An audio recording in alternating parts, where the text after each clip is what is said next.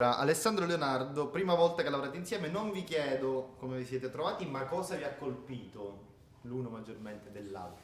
Ci ha colpito scoprire che tutto il nostro percorso, che è stato il cabaret, che sono state le commedie fatte nei piccoli locali, le televisioni private, portavano a un'unica e sempiterna, senti come la dico, sempiterna verità, che non abbiamo perso la voglia di divertirci. Anche questo film è un film fatto apposta per divertire e divertirci. Non l'abbiamo persa, ce lo siamo detti senza dircelo nel terzo incontro che abbiamo fatto e abbiamo cominciato a pensare che questa zattera piena di, ti è piaciuta anche questa? Non l'abbiamo mai detta la zattera, piena di scoppiettantità, si poteva mettere in mare.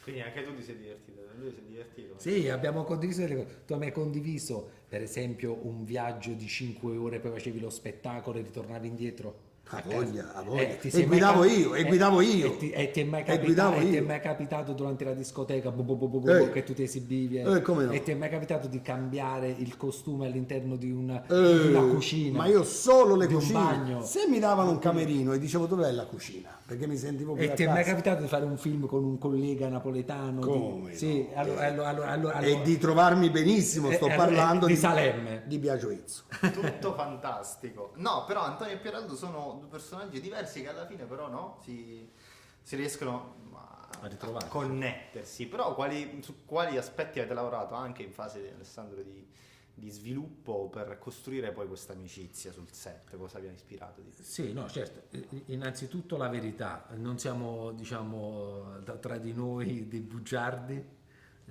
manteniamo la parola, cerchiamo comunque sempre di avere un obiettivo che è quello del film che viene davanti a tutto, mettendo da parte le nostre esigenze, i nostri desideri più personali, Sì. egoistici, narcisistici e tutti gli istici che ci possono stare. Quindi il primo pensiero, il figlio, la figlia, la creatura e il film, e quello viene davanti a tutto, e quello era il nostro obiettivo, Sì. quindi questo è stato fondamentale.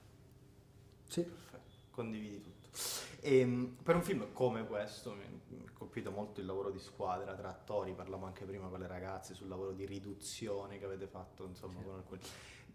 Allora vi chiedo qualche aneddoto, qualche cosa che è particolare. Beh, con Mi è Brand... sembrata una squadra molto... No, allora la cosa per me sono capitate tante, perché per avere determinati attori devi anche essere pronto a essere molto tollerante e accedere anche con i tempi che avevamo a disposizione. Quindi Brenda Lodigiani, che è uno dei più grandi talenti secondo me italiani comici, aveva voglia di fare un personaggio bello sopra le righe, bello pesante, duro, rock.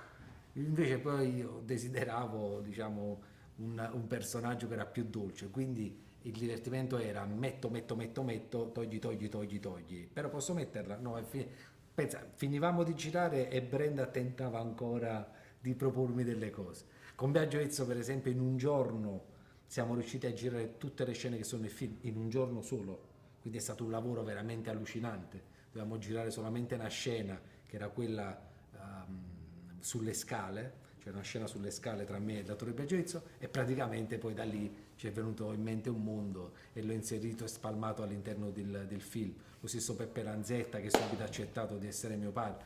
Giovanni Esposito, che ti ricordi era indeciso se fare il personaggio con il dialetto napoletano o marchigiano, e lui ci propose di fare questo personaggio con questo dialetto. È stato veramente straripante. Leonardo, in chiusura, però anche Alessandro in realtà, l'avevo fatta pure l'ultima volta questa domanda, ma il stato di salute della commedia italiana, che comunque negli ultimi 10 anni sta incassando un po' poco, perché?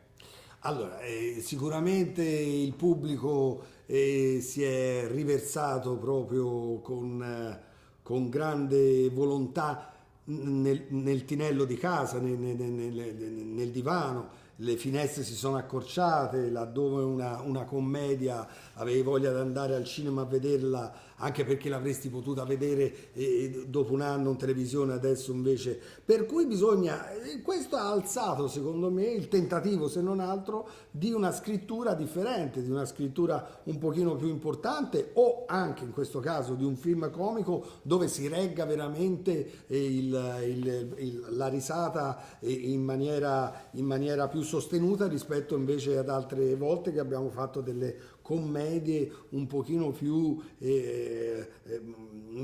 raccontate. Per cui io mi auguro assolutamente che ci sia questa inversione di marcia e che questo piccolo miracolo di uscire di casa, alzarsi dal divano, prendere la macchina e fare un biglietto si possa replicare con sempre più successo da qui in poi.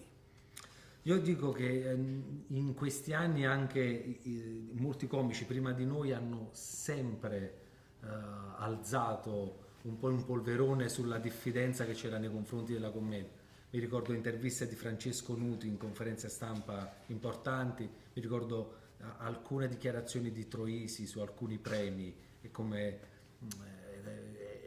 come pensava lui che dovesse essere invece diversa la situazione. Mi ricordo tanti comici che hanno vissuto queste cose, non parlando di Totò e di tanti altri. Quindi la commedia è sempre stata vista un po' con diffidenza, con pregiudizio. Ci vorrebbe un aiuto, una mano da parte, voglio dire, di coloro che parlano della commedia. Dall'altro lato dovremmo fare noi delle commedie migliori e più belle. Grazie mille.